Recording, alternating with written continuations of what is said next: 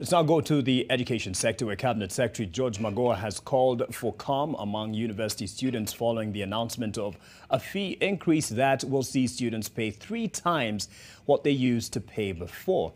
Magoha has urged stakeholders to be understanding with all parents as the economic strain may affect their financing of the education of their children. University students are a force that the government would rather appease than contend with. When they feel aggrieved, the discomfort is felt by everyone, more so motorists who suffer losses as reason gives way to distraction. Maybe that is why school fees for universities has remained constant for the last 30 years. Now, the 30 years seem to add up as the ministry looks to make a huge adjustment upwards. One may argue that it is true and fair and just to increase school fees after over 30 years. But increasing it 4 times perhaps may require some element of debate so that there is some form of consensus.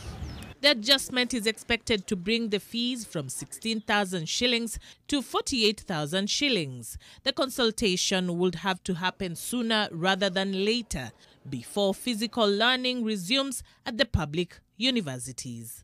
This has been tried before, and as far as I remember during my time, it ended with a lot of destruction of university property because the students just said no. So we need to engage them and involve them in the process.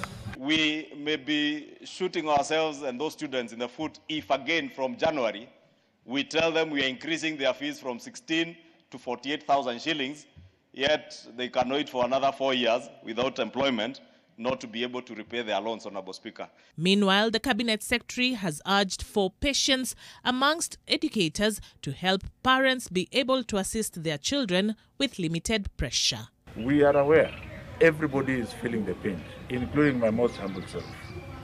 And nobody is going to enjoy expecting parents to behave the way they have behaved in the past. But they should not be afraid. They should just be prepared so that whatever level of money they have at the time the schools are opening, we shall work together with them. Charity Mwangi, NTV.